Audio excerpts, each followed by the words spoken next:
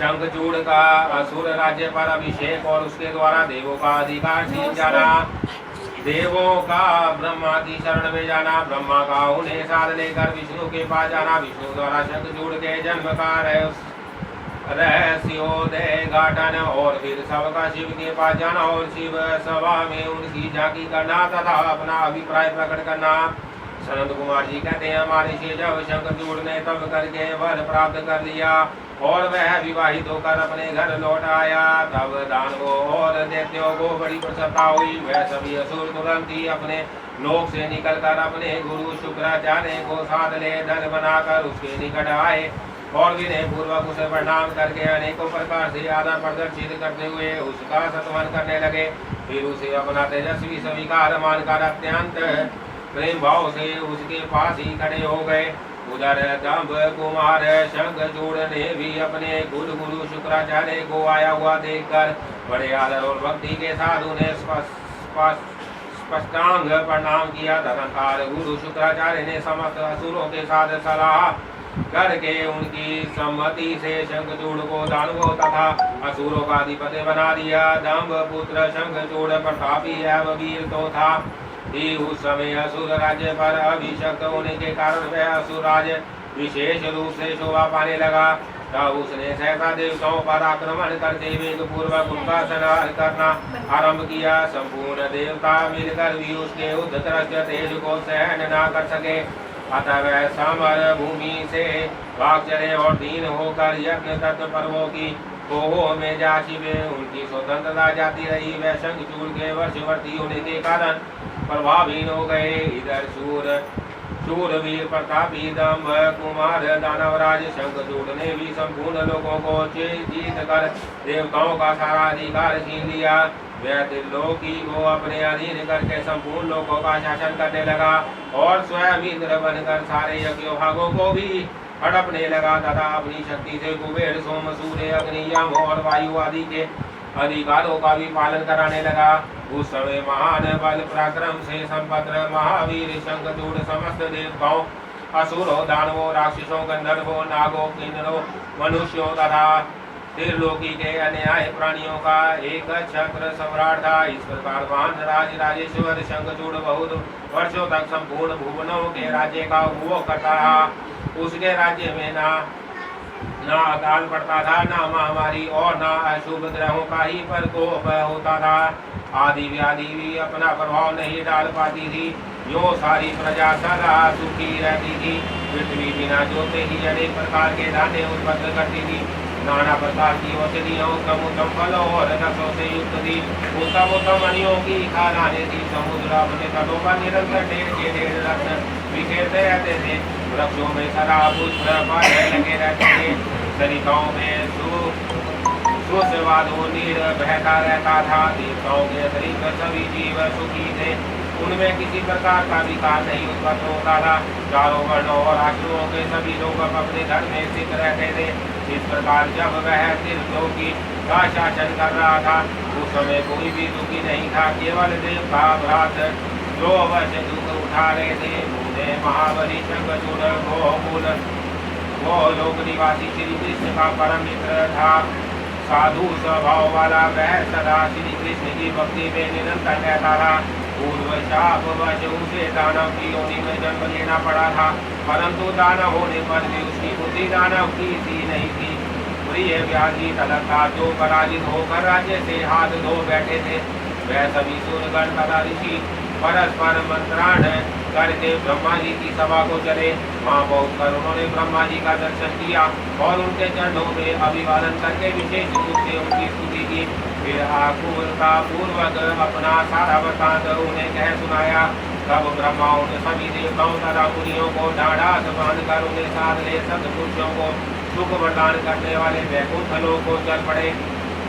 वहाँ पहुंचकर देवगणों सहित ब्रह्मा ने ब्रह्मापति का दर्शन किया। उनके मस्तक पर किरीट सुशोभित था। कानों में कुंडल झलमला रहे थे और कंठवल माला से विभूषित था। वह चतुर्भुज देव अपनी चारों भुजाओं में शंख चक्र गदा और पाद धारण किए हुए थे। श्री विग्रह पर पीताम्बर शोभा दे रहा था और सनकादि सिद्ध उनकी सेवा में नियुक्त थे। वह सर्वव्यापी विष्णु की जाकी करके ब्रह्मा आदि देवताओं तथा मुनीश्वरों ने उन्हें प्रणाम किया और फिर भक्ति पूर्वक हाथ जोड़कर वह उनकी स्तुति करने लगे। देवता बोले, समर्थशाली वैकुंठलीपते, आप देवों के भी देव और लोगों के स्वामी हैं, आप त्रिलोकी के गुरु हैं। श्री हरि हम सब आपके शरणा पात्र हुए, आप हमारी रक्षा कीजिए। अपनी महिमा से कभी चयूत न होने वाले ऐश्वर्यशाली फिर लोकेश, आप ही लोगों के पालक हैं। गोविंद लक्ष्मी आप में ही निवास करती है और आप अपने भक्तों के प्राण स्वरूप हैं। आपको हमारा नमस्कार है। इस प्रकार स्तुति करके सभी देवता श्री हरि के आगे रो पड़े। उनकी बात सुनकर भगवान विष्णु ने ब्रह्मा से कहा। विष्णु बोले, ब्राह्मण यह वैकुंठ है, योगियों के लिए भी दुर्लभ है। तुम यहाँ किस लिए आए हो? तुम पर कौन सा कष्ट आ पड़ा है? यह वह यथार्थ रूप से मेरे सामने वर्णन करो। सनत कुमार जी कहते हैं, मुने श्री हरि का वचन सुनकर ब्रह्मा जी ने विनम्र भाव से सिर झुकाकर उन्हें बारंबार प्रणाम किया और अंजलि बांधकर परमात्मा विष्णु के समक्ष स्थित हो देवताओं के कष्ट से भरी हुई शंख चूड़ की सारी करतूत कह सुनाई। तब समस्त प्राणियों के भावों के ज्ञाता भगवान श्री हरि उस बात को सुनकर हंस पड़े और ब्रह्मा से उस रहस्य का उद्घाटन करते हुए बोले। श्री भगवान ने कहा, कमल योनि मैं शंख चूड़ का सारा वृतांत जानता हूँ। पूर्व जन्म में वह महातपस्वी वो था जो मेरा भक्त था। मैं उसके वृतांत से संबंध रखने वाले उस पुरातन इतिहास का वर्णन करता हूँ। सुनो, इसमें किसी प्रकार का संदेह नहीं करना चाहिए। भगवान शंकर सब कार्य करेंगे। गोलोक में मेरे ही रूप श्री कृष्ण रहते हैं। उनकी स्त्री श्री राधा नाम से विख्यात है। वह जगजननी तथा प्राकृतिक की पर मोत त्रस्त पांचवी मूर्ति है। वही वहाँ सुंदर रूप से विहार करने वाली है। उनके अंग से अद्भुत बहुत से गोप और गोपियाँ भी वहाँ निवास करती हैं। वह नित्य राधा कृष्ण का वर्तन करते हुए उत्तम क्रीड़ाओं में तत्पर रहते हैं। वही गोप इस समय शंभु की इस लीला से मोहित होकर शापवश अपने को दुख देने वाली दानवी योनि को प्राप्त हो गया। श्री कृष्ण ने पहले से ही रुद्र के त्रिशूल से उसकी मृत्यु निर्धारित कर दी। इस प्रकार वह दानव देह का परित्याग करके पुनः कृष्ण पार्षद हो जाएगा। देवेश, ऐसा जानकर तुम्हें वह नहीं करना चाहिए। चलो हम दोनों शंकर की शरण में चले, वह शीघ्र ही कल्याण का विधान करेंगे। अब हमें तुम्हें तथा समस्त देवों को निर्भय हो जाना चाहिए। सनत कुमार कहते हैं, मुने यो कहकर ब्रह्मा सहित विष्णु शिव लोक को चले। मार्ग में वह मन ही मन भक्त वत्सल सर्वेश्वर शंभु का स्मरण करते जा रहे थे। व्यास जी, इस प्रकार वह ब्रह्मापति विष्णु ब्रह्मा के साथ उसी समय उस शिवलोक में जा पहुँचे जो महान दिव्य निराधार तथा भौतिकता से रहित है। वहाँ पहुँचकर उन्होंने शिव जी का सभा का दर्शन किया। वहाँ ऊँची उस तरह से प्रभावशाली प्रकाश युक्त शरीर वाले शिव पार्षदों से घिरी होने के कारण विशेष रूप से सुशोभित हो रही थी। उन पार्षदों का रूप सुंदर कांति से युक्त महेश्वर के रूप से सुदृढ़ था। उनके 10 भुजाएं थी, 5 मुख और 3 नेत्र थे। गले में नीर चिन्ह तथा शरीर का वर्णन अत्यंत गौर था। वह सभी श्रेष्ठ रत्नों से युक्त रुद्राक्ष और भस्म के आभरण से विभूषित थे। वह मनोहर सभा नवीन चंद्रमंडल के समान आकाश वाली और चकोर थी। उत्तम मणियों तथा हीरों के हारों से वह सजाई गई थी। अमूल्य रत्नों के बने हुए कमल पत्रों से सुशोभित थी। उसमें मणियों की जालियों से युक्त गवाक्ष बने थे, जिससे वह चित्र विचित्र दिख रही थी। शंकर की इच्छा से उसमें पदराग मणि जड़ी हुई थी, जिससे वह अद्भुत सी लग रही थी। मंथक मणि की बनी हुई सैकड़ों सीढ़ियों से युक्त थी। उसमें चारों ओर इंद्र नील मणि के खंभे लगे थे, जिन पर सवर्ण सूत्र से ग्रंथित चंदन के सुंदर पल्लव लटक रहे थे, जिसने वह मन को मोह लेती थी। वह भली भांति संस्कृत तथा सुगंधित वायु से सुवासित थी। 100 योजन विस्तार वाली वह सभा बहुत से किंकरों से खचाखच भरी थी। उसके मध्य भाग में अमूल्य रत्नों द्वारा निर्मित एक विचित्र सिंहासन था। उसी पर उमा सहित शंकर विराजमान थे। उन्हें सुरेश्वर विष्णु ने देखा। वह तारकाओं से घिरे हुए चंद्रमा के समान लग रहे थे। वह किरीट कुंडल और रत्नों की मालाओं से विभूषित थे। उनके सारे अंग में भस्म रमाई की हुई थी और वह लीला कमल धारण किए हुए थे। मान उल्लास से भरे हुए उमाकांत का मन शांत तथा प्रसन्न था। देवी पार्वती ने उन्हें सुवासित तांबूल प्रदान किया था, जिसे वह चबा रहे थे। शिवगण हाथ में श्वेत चवर लेकर परम भक्ति के साथ उनकी सेवा कर रहे थे और सिद्ध भक्ति वश सिर झुकाकर उनके सतवध में लगे थे। वह गुणातीत परेशान त्रिदेवों के जनक सर्वव्यापी निर्विकल्प निराकार स्वेच्छानुसार साकार कल्याण स्वरूप महारहित जन्मा आद माय के अधीश्वर प्राकृतिक और पुरुष से भी परात्पर सर्व समर्थ परिपूर्णतम और समता युक्त है। ऐसे विशिष्ट गुणों से युक्त शिव को देखकर ब्रह्मा और विष्णु ने हाथ जोड़कर उन्हें प्रणाम किया और फिर वह स्तुति करने लगे। विविध प्रकार से स्तुति करके अंत में वह बोले, भगवान आप तीनों और अनाथों के सहायक, तीनों के प्रतिपालक, दीन बंधु, त्रिलोकी के अधीश्वर और शरणागत वत्सल हैं। गिरीश हमारा उद्धार कीजिए, परमेश्वर हम पर कृपा कीजिए। नाथ हम आपके अधीन हैं, अब आपकी जैसी इच्छा हो वैसा करें। अध्याय 29 से 30 देवताओं का। ओम नमः शिवाय, ओम नमः शिवाय, ओम नमः हर हर बोलो नमः शिवाय। देवताओं का रुद्र के पास जाकर अपना दुख निवेदन करना। रुद्र द्वारा उन्हें सुवासन और चित्र रथ को शंखचूड़ के पास भेजना। चित्र रथ के लौटने पर रुद्र का गणों, पुत्रों और भद्रकाली सहित युद्ध के लिए प्रस्थान। उधर शंखचूड़ का सेना सहित पुष्पभद्र के तट पर पड़ाव डालना तथा दानव राज के दूत और शिव की बातचीत। सनत कुमार जी कहते हैं, मुझे तदंतर जो अत्यंत कीमता को प्राप्त हो गए थे, उन ब्रह्मा और विष्णु का वचन सुनकर शिव जी मुस्कुराए और मेघ गर्जना के समान गंभीर वाणी में बोले। शिव जी ने कहा, हे हरे हे ब्राह्मण, तुम लोग शंखचूड़ द्वारा उत्पन्न हुए भय को सर्वथा त्याग दो, निसंदेह तुम्हारा कल्याण होगा। मैं शंखचूड़ का सारा वृत्तांत यथार्थ रूप से जानता हूँ। यह पूर्व जन्म में एक गोप था जो ऐश्वर्यशाली भगवान श्री कृष्ण का भक्त था। इसका नाम सुदामा था। वही सुदामा राजधानी के शाप से शंखचूड़ नामक दानवराज होकर उत्पन्न हुआ है। यह परम धर्मज्ञ और देवताओं से द्रोह करने वाला है। यह दुर्बुद्धि वश अपने उत्कृष्ट बल के भरोसे संपूर्ण देवगणों को क्लेश दे रहा है। अब तुम लोग प्रेम पूर्वक मेरी बात सुनो और देवों को आनंदित करने के लिए शीघ्र ही कैलाशवासी रुद्र के समीप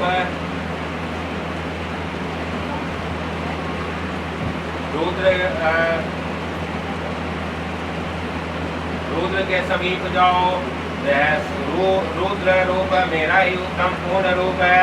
मैं ही देव कार्य की सिद्धि के हेतु पृथक स्वरूप धारण करके वहाँ प्रकट हुआ हूँ। मेरा वह रूप ऐश्वर्यशाली तथा परिपूर्णतम है। अरे इसलिए मैं भक्तों के वशीभूत और कैलाश पर्वत पर सदा निवास करता हूँ। कदमताल कैलाश पहुँचकर देवताओं ने भगवान महेश की स्तुति की और अंत में कहा, महेशान आप तो कृपा के आकार हैं, तीनों का उद्धार करना तो आपका बना ही है। प्रभु दानवराज शंखचूड़ का वध करके इंद्र को उसके भय से मुक्त कीजिए और देवों को इस विपत्ति से उबारिए। तब भक्त वत्सल शंभु देवताओं की इस प्रार्थना को सुनकर हंसे और मेघ गर्जन की सी गंभीर वाणी में बोले। श्री शंकर ने कहा, हे हरे हे ब्राह्मण, हे देवगण, तुम लोग अपने स्थान को लौट जाओ। मैं निश्चय ही सैनिकों सहित शंखचूड़ का वध कर डालूंगा। इनमें तनिक भी संशय नहीं है। सनत कुमार जी कहते हैं, व्यास जी महेश्वर के उस अमृत श्रावी वचन को सुनकर संपूर्ण देवताओं को परम आनंद प्राप्त हुआ। उस समय उन्होंने समझ लिया कि अब दानव शंखचूड़ मरा हुआ ही है।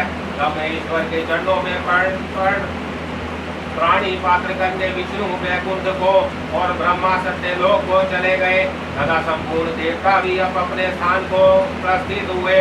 इधर उन महारुद्र ने जो परमेश्वर दुष्टों के लिए काल रूप और सदपुरुषों की गति है, देवताओं की इच्छा से अपने मन में शंखचूड़ के वध का निश्चय किया। तब उन्होंने प्रसन्नता पूर्वक अपने प्रेम गंधर्वराज चित्ररथ को दूत बनाकर शीघ्र ही शंखचूड़ के पास भेजा। चित्ररथ ने वहां जाकर शंखचूड़ को खूब समझाकर कहा, परंतु उसने बिना युद्ध किए देवताओं को राज्य लौटाना स्वीकार नहीं किया और कहा, मैंने ऐसा दृढ़ निश्चय कर लिया है कि महेश्वर के साथ युद्ध किए बिना ना तो मैं राज्य ही वापस दूंगा और ना अधिकारों को ही लौटाऊंगा। तू कल्याण करता रुद्र के पास लौट जा और मेरी कही हुई बात यथार्थ रूप से उनसे कह दे। वह जैसा उचित समझेंगे वैसा करेंगे। तू व्यर्थ बकवास मत कर। सनत कुमार जी कहते हैं, मुनि श्रेष्ठ, जो कहे जाने पर वह शिवदूत पुष्पक दंत अपने स्वामी महेश्वर के पास लौट गया और उसने सारी बातें एक ही कह दी। तब उस दूत के वचन को सुनकर देवताओं के स्वामी भगवान शंकर को क्रोध आ गया। उन्होंने अपने वीरभद्र आदि गणों से कहा। रुद्र बोले, हे वीरभद्र, हे नंदीन, क्षेत्रपाल, आठों भैरव, मैं आज शीघ्र ही शंखचूड़ का वध करने के निमित्त चलता हूँ। अतः मेरी आज्ञा से मेरे सभी बलशाली गण आयुधियों से लेस होकर तैयार हो जाएं और अभी अभी कुमारों के साथ रण यात्रा करें। भद्रकाली भी अपनी सेना के साथ युद्ध के लिए प्रस्थान करें। सनत कुमार जी कहते हैं, मुझे ऐसी आज्ञा देकर शिवजी जी अपने सेना के साथ चल पड़े। फिर तो सभी वीरगण हर्षभंग होकर उनके पीछे पीछे चलने लगे। इसी समय संपूर्ण सेनाओं के अध्यक्ष सकंद और गणेश भी हर्ष के भरे हुए कवच धारण करके शास्त्र शिवजी जी के निकट आ पहुँचे।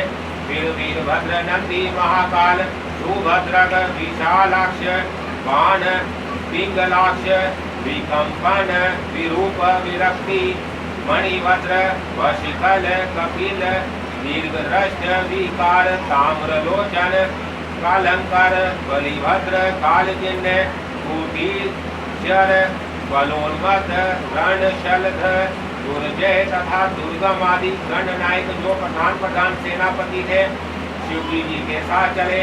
उनके गणों की संख्या करोड़ों करोड़ों थी। आठों भैरव, एकादश भयंकर रुद्र, आठों वसु, इंद्र, 12 आदित्य, अग्नि, चंद्रमा, विश्वकर्मा, दोनों अश्विनी कुमार, कुबेर, यम, नित्य, नल, कुबेर, वायु, वरुण, बुध, मंगल तथा अन्याय ग्रह, पराक्रमी, कामदेव, उग्रदृष्ट, उग्रदंड, कोरट तथा कोटव आदि ने भी शीघ्र महेश्वर का अनुगमन किया। स्वयं महेश्वर देवी भद्रकाली भी 100 भुजा धारण करके शिवजी जी के साथ चली। वह उत्तमोत्तम रत्नों से बने हुए विमान पर रूढ़ थी। उनके शरीर पर लाल चंदन का अनुलेप लगा था और लाल वस्त्र शोभा पा रहा था। वह हर्षभक्त होकर हंसती, नाचती और उत्तम स्वर से गान करती हुई अपने भक्तों को अभय तथा शत्रुओं को भय प्रदान कर रही थी। उनकी 1 योजन लंबी कृष्णाकार की है लपलपा रही थी। वह अपने हाथों में शंख, चक्र, गदा, पाल, ढाल, तलवार, धनुष, बाण, 1 योजन विस्तार वाला गहरा गोलाकार खप्पर, गगनचुंबी त्रिशूल, 1 योजन लंबी शक्ति, मुदगर, मुसल, वरज, खड़ग, तीखा, फलक, वैष्णव वस्त्र, वरुणास्त्र, वायवस्त्र, नागपाश, नारायणास्त्र, गंधर्वस्त्र, ब्रह्मास्त्र, गरुड़ास्त्र, पर्याजन्यास्त्र, पशुपास्त्र, जाम्बनशास्त्र, पर्वतास्त्र, मान पराक्रमी, सूर्यास्त्र, काल महानल, महेश्वरास्त्र, यमदंडास्त्र, समूहानास्त्र तथा समर्थ दिव्य अस्त्र और अन्याय सैकड़ों दिव्य अस्त्र धारण किए हुए थी। करोड़ों योनियों तथा डाकनियां उनके साथ थी। फिर भूत प्रेत पिशाच, कुष्मांड, ब्रह्मा राक्षस, बेताल राक्षस, यक्ष और किन्नर आदि से गिरे हुए सकंद ने पिता के पास आकर उन चंद्रशेखर को प्रणाम किया और उनकी आज्ञा से पार्श्व भाग में स्थित होकर सहायक का स्थान ग्रहण किया। तदंतर रुद्र रूपधारी शंभु अपनी सारी सेना को एकत्र करके शंखचूड़ के साथ लोहा लेने के लिए निर्भयता पूर्वक आगे बढ़े और देवताओं का उद्धार करने के लिए चंद्रभागा नदी के तट पर मनोहर वट वृक्ष के नीचे खड़े हो गए। व्यास जी उधर जब शिवदूत चला गया तब प्रतापी शंखचूड़ ने महल के भीतर जाकर तुलसी से वह सारी वार्ता कह सुनाई। शंखचूड़ ने कहा, देवी शंभु के दूत के मुख से मैं युद्ध के लिए उदत हुआ हूँ और उनसे जूझने के लिए मैं निश्चय ही जाऊंगा। तुम इसके लिए मुझे आज्ञा दो। यह कहकर उस ज्ञानी ने अपनी प्रिया को नाना प्रकार से समझाया। फिर ब्रह्म मुहूर्त में उठकर प्राय कृत्य समाप्त किया और पहले नित्य कर्म पूरा करके बहुत सा दान दिया। तत्पश्चात अपने पुत्र को संपूर्ण दानवों के राज्य पर अभिषिक्त करके उसे अपनी भार्या, राज्य और सारी संपत्ति समर्पित कर दी। उन्हें जब उसकी प्रिया तुलसी रोती हुई उसकी रण यात्रा का भी निषेध करने लगी तब राजा शंखचूड़ ने नाना प्रकार की कथाएं कहकर उसे ढाढ़स बधाया। तदंतर उस समाधरण दानवराज ने कवच धारण करके युद्ध करने के लिए उदत हो अपने वीर सेनापति को बुलाकर उसे आदेश देते हुए कहा। शंखचूड़ बोला, सेनापति, मेरे सभी वीर जो संपूर्ण कार्यों में कुशल और समर में शोभा पाने वाले हैं, आज कवच धारण करके युद्ध के लिए प्रस्थान करें। शूरवीर दानवों और दैत्यों की सिपाही टुकड़ियां तथा बलशाली कंकड़ों की निर्भीक सेनाएं अस्त्र शस्त्र से सुशोभित होकर नाना नगर से बाहर निकले। करोड़ों प्रकार से पराक्रम प्रकट हो करने वाले जो असुरों के 50 कुल है, वह भी देवों के पक्षपाती शंभु से युद्ध करने के लिए प्रस्थित हो। मेरी आज्ञा से धर्मों को के 100 कुल भी कवच से विभूषित हो। शंभु के साथ लोहा लेने के लिए भी शीघ्र ही निकले। काल कहो मोर्यो दो हर दो तथा कालकों को भी मेरी यह आज्ञा सुना दो कि वह रुद्र के साथ संग्राम करने के लिए रण सामग्री से सुसज्जित हो चले।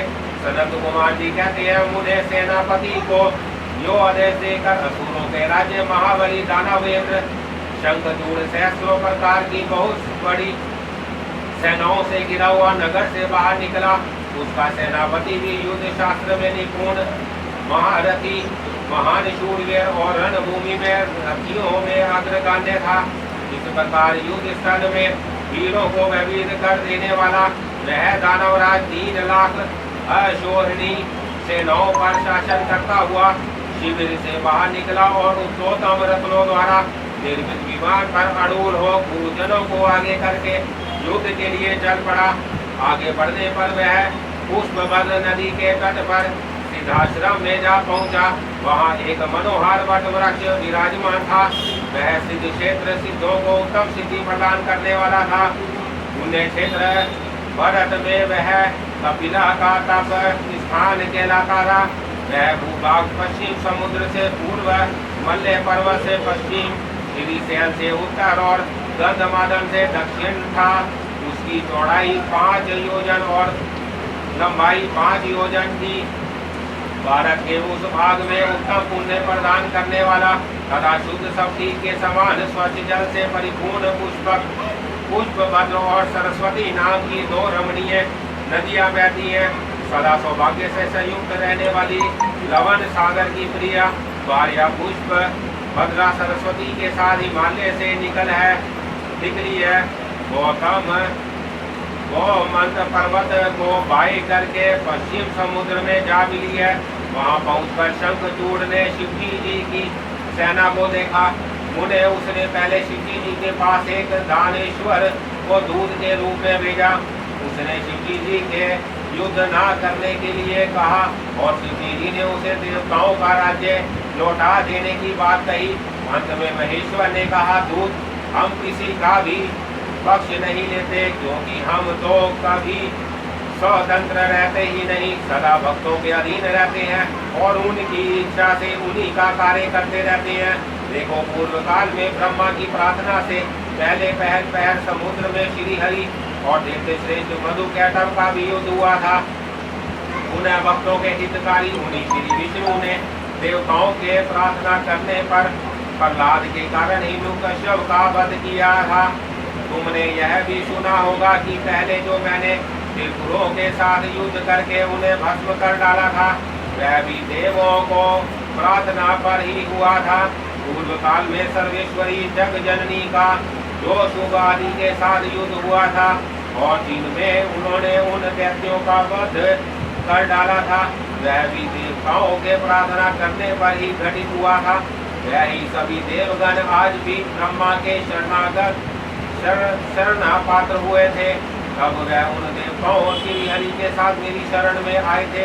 दूत मैं इस प्रकार ब्रह्मा विष्णु और देवगणों की प्रार्थना के वशीभूत हो देवों का ईश्वर होने के कारण मैं भी युद्ध के लिए आया हूँ।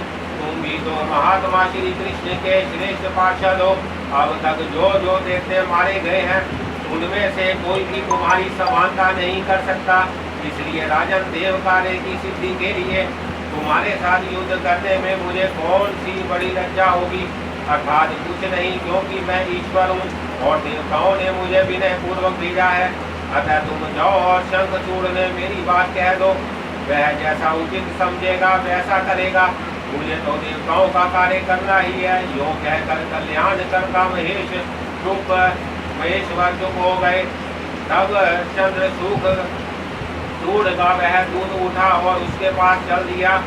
अध्याय 31 से 35। ओम नमः शिवाय, ओम नमः शिवाय, ओम नमः शिवाय, ओम नमः शिवाय, ओम नमः शिवाय, ओम नमः ओम।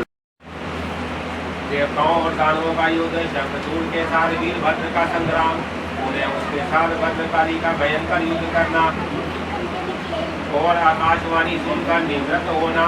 शिवजी जी का शंखचूड़ के साथ युद्ध और आकाशवाणी सुनकर युद्ध से निवृत्त हो विष्णु को प्रेरित करना। विष्णु द्वारा शंखचूड़ के कवच और तुलसी के शील का पारण, फिर रुद्र के हाथों त्रिशूल द्वारा शंखचूड़ का वज्र, शंख की उत्पत्ति का कवच। सनंद कुमार जी कहते हैं, महर्षि जब उस दूत ने शंखचूड़ के पास जाकर विस्तार पूर्वक शिवजी जी का वचन कह सुनाया तथा तत्वतः उनके यथार्थ निश्चय को भी प्रकट किया, तब उसे सुनकर प्रतापी दानवराज शंखचूड़ ने भी परम प्रसन्नता पूर्वक युद्ध को ही अंगीकार किया। फिर तो वह तुरंत ही मंत्रियों सहित रथ पर जा बैठा और उसने अपनी सेना को शंकर के साथ युद्ध करने के लिए आदेश दिया। इधर अखिलेश्वर शिवजी जी ने भी तत्काल ही अपनी सेना को तथा देवों को आगे बढ़ने की आज्ञा दी और स्वयं भी लीलावश युद्ध के लिए सनंद हो गए। फिर तो शीघ्र ही युद्ध आरंभ हो गया। उस समय नाना प्रकार के रणवाद बजने लगे, वीरों के शब्द और कोलाहल चारों ओर गूंज उठे। उन्हें इस प्रकार देवताओं और दानवों का परस्पर युद्ध होने लगा। उस समय वह दोनों सेनाएं धर्म पूर्वक जूझने लगी। स्वयं महेंद्र वर्ष पर्वा के साथ लड़ने लगे और विप्रचित्र के साथ सूर्य का धर्म युद्ध होने लगा। विष्णु दम्भ के साथ भीषण संग्राम करने लगे। काला सूर्य से काल, गोकर्ण से अग्नि, काल के से कुबेर, भय से विश्वकर्मा, भयंकर से मृत्यु, संहार से यम, कालंबिक से वरुण, चंचला से वायु, घट भ्रष्ट से बुध, राक्षस से शनेश्वर, रत्नसार से जयंत, वर्णागणों से वसुगण, दोनों दीप्यमानों से दोनों अश्विनी कुमार, धूम्र से नल कुबर, धुरंधर से धर्म, गणक रक्षक से मंगल, शोभाकार से वैष्णव, विपिट से मंथन मंथम, गोका मुख चूर्ण,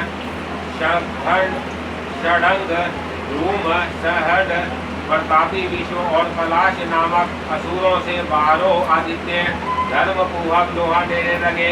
इस प्रकार शिव की सहायता के लिए आए हुए अमरों का असुरों के साथ युद्ध होने लगा।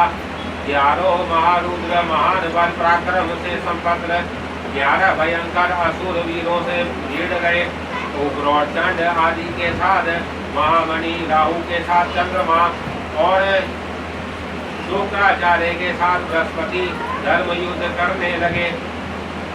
इस प्रकार उस महायुद्ध में नंदीश्वर आदि सभी शिवगण श्रेष्ठ दानवों के साथ संग्राम करने लगे। विस्तार वैसे उनका पृथक वर्णन नहीं किया जा गया। उन्हें उस समय सारी सेनाएं निरंतर युद्ध में व्यस्त थी और शंभु का काले सूत्र के साथ वट वृक्ष के नीचे विराजमान थे। उधर शंखचूड़ भी रत्नंबर वर्णों से विभूषित होकर करोड़ों दानवों के साथ रमणीय रत्न सिंहासन पर बिठा हुआ था। देवताओं और असुरों में चिरकाल तक अत्यंत भयंकर युद्ध होता रहा। तदनुसार शंखचूड़ भी वहां आकर उस भीषण संग्राम में जुट गया। इसी बीच महाबली वीर वीरभद्र समर भूमि में बलशाली शंखचूड़ से जा भिड़े। उस युद्ध में दानवराज निज अस्त्रों की वर्षा करता था। उनको वीरभद्र खेल ही खेल में अपने बाणों से काट डालता था। व्यासी उसी समय देवी भद्रकाली ने समर भूमि में जाकर बड़ा भयंकर सिंहनाद किया। उनके उस शब्द को सुनकर सभी दानव मूर्छित हो गए। उस समय देवी ने बारंबार अट्टहास किया और मधुपान करके रण के मुहाने पर नृत्य करने लगी। उनके साथ ही उग्र दृष्ट, उग्र दंडा और कोट ने भी मधुपान किया तथा अन्याय देवियों ने भी खूब मधु पीकर युद्ध स्थल में नाचनारंभ किया। उस समय शिवगणों तथा देवों के दलों में महान कोलाहल मच गया। सारा सुर समुदाय बहुत प्रकार से गर्जना करता हुआ हर्षमग्न हो गया। तदनुसार काली ने शंखचूड़ के ऊपर प्रलयकालीन अग्नि की शिखा के समान उदीप्त अग्रेयास्त्र चलाया, परंतु दानव राज्य ने वैष्णव वस्त्र से उसे शीघ्र ही शांत कर दिया। तब देवी भद्रकाली ने उस पर नारायणास्त्र का प्रयोग किया। वह अस्त्र दानव शत्रु को देखकर बढ़ने लगा। तब प्रलयाग्नि की ज्वाला के समान उद्युक्त होते हुए नारायण अस्त्र को देखकर शंखचूड़ नंद की भांति भूमि पर लेट गया और बारंबार प्रणाम करने लगा। अब उस दानव को धर्म हुआ देखकर वह अस्त्र निवृत्त हो गया। तत्पश्चात देवी ने उन पर मंत्र पूर्वक ब्रह्मास्त्र छोड़ा। उस अस्त्र को प्रविदित हुआ देखकर दानवराज ने भूमि पर खड़े होकर उसे प्रणाम किया और ब्रह्मास्त्र से ही उसका निवारण कर दिया। तदनुसार वह दानवराज कुपित हो उठा और वेग पूर्वक अपने धनुष को खींचकर देवी के ऊपर मंत्र पाठ करते हुए दिव्यास्त्रों की वर्षा करने लगा। भद्रकाली समर भूमि में अपने विस्तृत मुख को फैलाकर उन अस्त्रों को निकल गई और अट्टहास पूर्वक गर्जना करने लगी, जिससे दानव भयभीत हो गए। अब शंखचूड़ ने काली के ऊपर 100 योजन लंबी शक्ति से वार किया, परंतु देवी ने अपने दिव्यास्त्र समूह से उसके 100 टुकड़े कर दिए, जो उन दोनों में चिरकाल तक युद्ध होता रहा और सभी देवता तथा दानव दर्शक बनकर उसे देखते रहे। अंत में देवी ने महान कोपावेश से उस पर वेग पूर्वक मुष्टि प्रहार किया। उसकी जोर से वह दानवराज चक्कर काटने लगा और उसी क्षण मूर्छित हो गया। उस क्षण में भी उसकी चेतना लौट आई और वह उठ खड़ा हुआ, परंतु उस प्रतापी ने मात्र बुद्धि होने के कारण देवी के साथ बहुयुद्ध नहीं किया।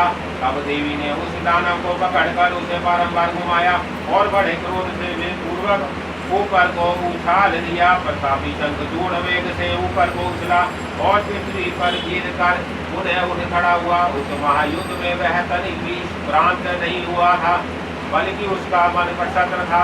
तत्पश्चात वह भद्रकाली को प्रणाम करके बहुमूल्य रत्नों द्वारा निर्मित अपने परम मनोहर विमान पर जा बैठा। इधर कालिका भूख से विरह होकर दानवों का रत्न पान करने लगी। इसी अवसर पर वहाँ यो आकाशवाणी हुई, ईश्वरी अभी रणभूमि में सिंहनाद करने वाले 1.5 लाख दानवेंद्र और बचे हैं। यह बड़े दूत है, अतः तुम इन्हें अपना आहार बना लो। परंतु देवी संग्राम में दानवराज शंखचूड़ को मारने के लिए मत दौड़ाओ। क्योंकि यह तुम्हारे लिए अवध्य है। ऐसा निश्चय समझो। आकाशवाणी द्वारा कहे हुए वचन को सुनकर देवी भद्रकाली ने बहुत से दानवों का मांस भक्षण करके उनका रक्त पान किया और फिर वह शिव जी के निकट चली गई। वहाँ उन्होंने पूर्वा पर के क्रम से सारा युद्ध वृत्तांत कह सुनाया। व्यास जी ने पूछा, महाबुद्धिमान सनत कुमार जी, काली का वह कथन सुनकर महेश्वर ने उस समय क्या कहा और कौन सा कार्य किया, उसे आप वर्णन करने की कृपा करें, क्योंकि मेरे मन में उसे सुनने की प्रबल उत्कंठा जाग उठी है। सनत कुमार जी बोले, उन्हें शंभु दो जीवों के कल्याण करता परमेश्वर और बड़े लीला विहारी है।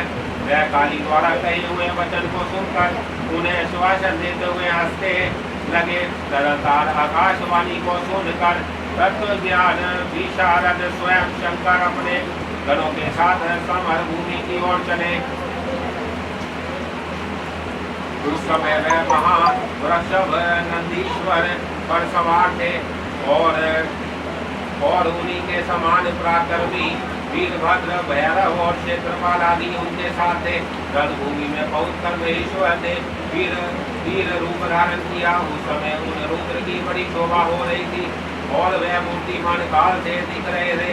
जब शंखचूड़ की दृष्टि शिव जी पर पड़ी तब विमान से उतर पड़ा और परम भक्ति के साथ दंड की भांति पृथ्वी पर लौटकर उसने सिर के बल उन्हें प्रणाम किया। इस प्रकार नमस्कार करने के पश्चात वह तुरंत ही अपने विमान पर जा बैठा और कवच धारण करके उसने धनुष बाण उठाया। फिर तो दोनों ओर से बाणों की जड़ी लग गई। जो व्यर्थी बाण वर्षा करने वाले शिव और शंखचूड़ का वह उग्र युद्ध सैकड़ों वर्षों तक चलता रहा। अंत में युद्ध स्थल में शंखचूड़ का वध करने के लिए महाबली महेश्वर ने सहसा अपना वह त्रिशूल उठाया, जिसका निवारण करना बड़े बड़े तेजस्वियों के लिए भी शक्य है। तब तत्काल ही उसका निषेध करने के लिए जो आकाशवाणी हुई, शंकर मेरी प्रार्थना सुनिए और इस प्रकार इस त्रिशूल को मत चलाइए। ईश यद्यपि आप क्षण मात्र में पूरे ब्रह्मांड का विनाश करने में समर्थ है, फिर एक अकेले दानव शंखचूड़ की तो बात ही क्या है। तथापि आप स्वामी के द्वारा देव मर्यादा का विनाश नहीं होना चाहिए। महादेव आप उसको सुनिए और उसे सत्य अब सफल बनाइए। जब तक इस शंखचूड़ के हाथ में श्री हरि का परम उग्र कवच वर्तमान रहेगा और इसकी पतिव्रता पत्नी का सतीत्व खंडित रहेगा, तब तक इस पर जरा और मृत्यु अपना प्रभाव नहीं डाल सकेगी। अतः जगदीश्वर शंकर ब्रह्मा के इस वचन को सत्य कीजिए। अब सत्य पुरुषों के आश्रय स्वरूप शिव जी ने उस आकाशवाणी को सुनकर तथास्तु कहकर उसे स्वीकार कर लिया और विष्णु को उस कार्य के लिए प्रेरित किया।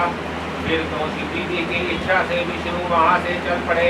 वह तो मायावियों में भी श्रेष्ठ मायावी ठहरे। अतः उन्होंने एक व्रत ब्राह्मण का वेश धारण किया और शंखचूड़ के निकट जाकर उससे यो कहा। व्रत ब्राह्मण बोले, दानवेंद्र, इस समय मैं याचक होकर तुम्हारे पास आया हूँ। तुम मुझे भिक्षा दो। 3 वर्ष आदि मैं अपने मनोरथ को प्रकट नहीं करूँगा, इसे मैं उसे बताऊंगा और तब तुम उसे पूर्ण करना। ब्राह्मण की बात सुनकर राजेंद्र शंखचूड़ का मुख और नेत्र प्रसन्नता से खिल उठे। जब उसने ओम कहकर उसे स्वीकार कर लिया, तब ब्राह्मण ने छल पूर्वक कहा, मैं तुम्हारा कवच चाहता हूँ। यह सुनकर ऐश्वर्यशाली दानवराज शंखचूड़ ने, जो ब्राह्मण भक्त आदि सत्यवादी था, वह दिव्य कवच जो उसे प्राण के समान था, ब्राह्मण को दे दिया। इस प्रकार श्री हरि ने माया द्वारा उससे वह कवच ले लिया और फिर शंखचूड़ का रूप धारण करके वह तुलसी के पास जा पहुँचे। वहाँ जाकर सबके आत्मा है तुलसी के नित्य स्वामी श्री हरि ने शंखचूड़ के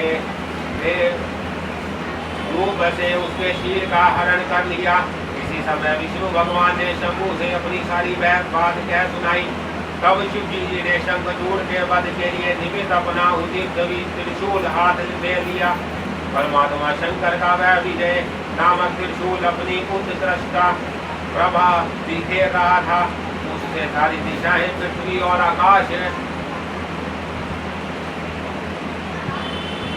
आकाश प्रकाशित हो उठे। वह मध्यकालीन करोड़ों सूर्य तथा अग्नि की शिखा के समान चमकीला था। उसका निवारण करना असंभव था।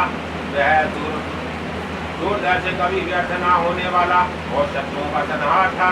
वह तेजों का अत्यंत उग्र समूह संपूर्ण शास्त्राओं को सहायक भयंकर और सारे देवताओं तथा असुरों के लिए दुसह था। वह एक ही स्थान पर ऐसा दमक रहा था मानो लीला का अक्षय लेकर संपूर्ण ब्रह्मांड का संहार करने के लिए उदत हो। उसकी लंबाई 1000 धनुष और चौड़ाई 100 हाथ थी। उसकी ब्रह्मा स्वरूप शूल का किसी के द्वारा निर्माण नहीं हुआ था।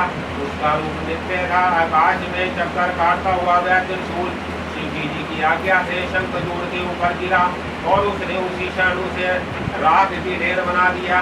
विप्र महेश्वर का वह शूल मन के समान वेगशाली था। वह शील ही अपना कार्य पूर्ण करके शंकर के पास आ पहुंचा और फिर आकाश मार्ग से चला गया। उस समय स्वर्ग में दुदुभी बजने लगी। गंधर्व और किन्नर गान करने लगे। देवों तथा मुनियों ने स्तुति करना आरंभ किया और अप्सराएं नृत्य करने लगी। शिव जी के ऊपर लगातार पुष्पों की वर्षा होने लगी और ब्रह्मा इंद्र विष्णु इंद्र आदि देवता तथा मुनिगण उनकी प्रशंसा करने लगे। दानवराज शंखचूड़ भी शिव जी की कृपा से शामुक्त हो गया और उसे पूर्व रूप की प्राप्ति हो गई। शंखचूड़ की हड्डियों से शंख जाति का प्रभुवार हुआ।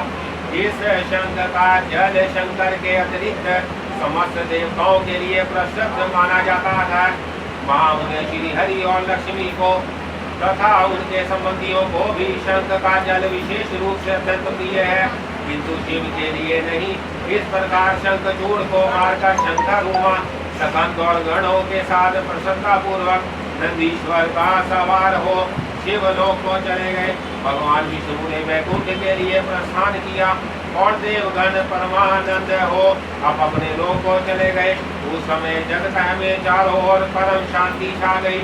सबको निर्विघ्न रूप से सुख मिलने लगा। आकाश निर्मल हो गया और सारी पृथ्वी पर उत्तम उत्तम मंगल कार्य होने लगे। उन्हें इस प्रकार मैंने तुमसे महेश के जिस चरित्र का वर्णन किया है वह आनंददायक सर्वप्रद दुखहारी लक्ष्मीप्रद और संपूर्ण कामनाओं को पूर्ण करने वाला है। ओम नमः शिवाय ओम नमः शिवाय ओम नमः शिवाय ओम नमः शिवाय।